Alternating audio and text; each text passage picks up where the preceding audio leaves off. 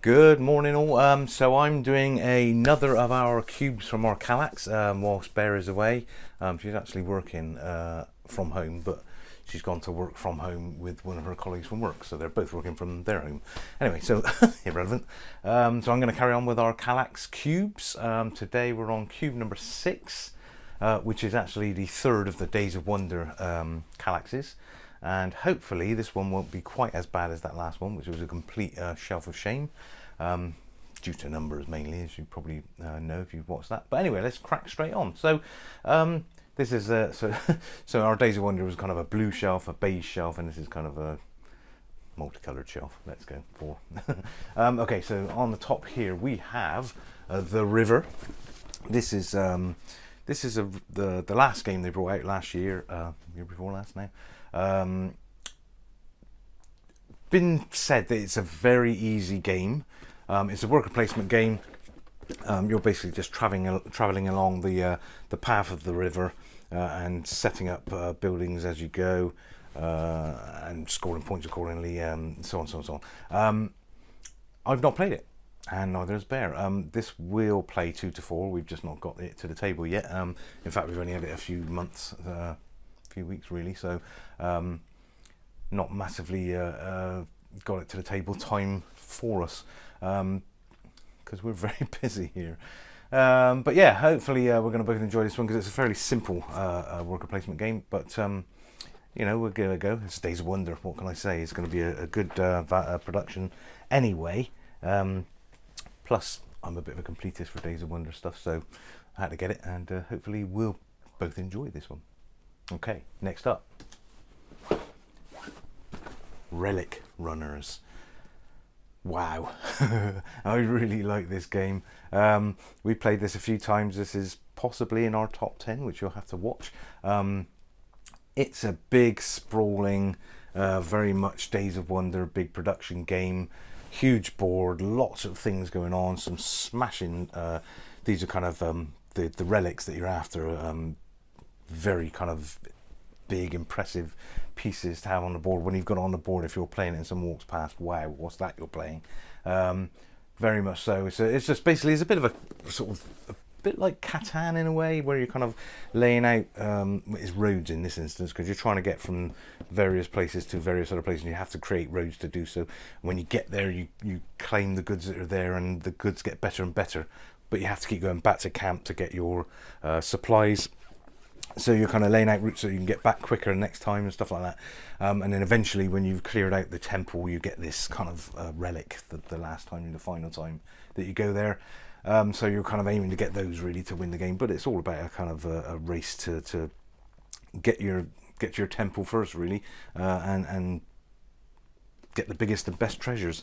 A fab game. Definitely recommend this if you've not seen this one. Try and hunt it down. It's trying to run to get your relic. It's a really, really good game. Really like this one. One of our favourite Days of Wonder games. Next up, it's a classic, Memoir 44. Again, if you've not played this, you've probably been living under a bit of a rock. This is an old staple classic from Days of Wonder. It's a 2-player, or at least a 2-team game. You can play kind of 8 people if you like, and just get them to be on the same team.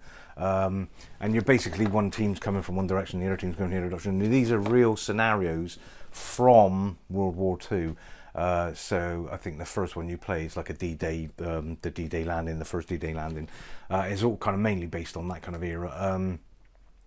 So you basically lay it out in the way that's described in the manual, the board, with sort of various traps and bushes and so on and so on. And then you lay the troops out accordingly. You get a certain number of troops, one of you's Axis and one of the allies.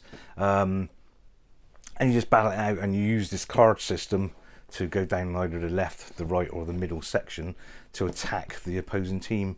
And then you roll dice to do that as well. It's a very simple game. It's a nice, a nice system. A very nice production, good graphics, and it really is a kind of, you know, World War II in a box in a way. You know, not belittling that war obviously, but it is a really good game that kind of just reminds you that that was a real war. But it just plays really well. It's a good kind of strategy game. So Thoroughly recommend this one if you like kind of two-player head-to-head type games. Really good production. Next up, Shadows over Camelot. Wow, this is a huge production. This is a Bruno Catala special along with Serge Lagette. But this is a big, sprawling, colourful game. The board looks fantastic. Lots of pieces. Very, very, very Days of Wonder. Sadly, it's a minimum of 3 players, so it's a bit like that Shelf of Shame there. We've not managed to play this because it's minimum 3 players. So, you know, Bear and I not got it to the table. I haven't got any friends that play games, basically. I'm going to try and get it to my board game club maybe and see if I can play it with them, because obviously there's enough of us there to play it. Yeah, I think I played it. I think I got it out and played a little bit of a sort of, you know, the solo sort of version. Actually, I might be confusing that. That might be Merlin. They're very similar sort of themes. But yeah, it's you know, I can't wait to get it to the table. We've literally had it for sort of 10 years and never played it. Oh, what a shame. Anyway, Shadows over Camelot. If there's enough of you, play it. It's an amazing game, apparently. And then finally on this shelf of Days of Wonder, we've got Cargo Noir. This is another Serge Lagette. We did the Shadows over Camelot there with Bruno Catala. So this is, again, it's a Days of Wonder, so I got it completist wise. Not played it, and it's not got the best of press. People have said it's not, you know, it's probably one of their worst games. That said, there are people that like it, so you know, it's certainly worth giving it a go. It's a 2-player game, so we can play it, but we just not got the chance or not got around to it yet. I think Bear might like this one, theme-wise anyway, because she's not really into all the kind of Dungeons and Dragons and fantasy themes of some of these games. So she may well like this one because it's kind of real-world, you know, mafia sort of thing. So it's a bit more tangible for her.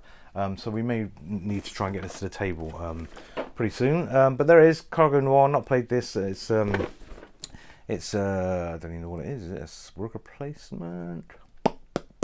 I think it is, like card management and stuff like that. But anyway, yeah, don't really know much about it because I've not played it, but had to have it because it's Days of Wonder. So there we are. That's our Days of Wonder 3rd cube. And in fact, that's all our Days of Wonder games now. So three cubes just for Days of Wonder. No surprise there because they're big old games, and I want to own them all.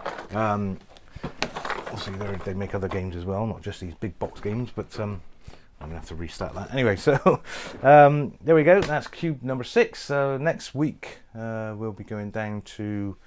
So we just tilt you down there. So this is going to be this cube here down in the corner. So hopefully we'll get to that one next week, and I'll see you after that. See you on the next one. Hopefully try and get this finished and edited before Bear comes home.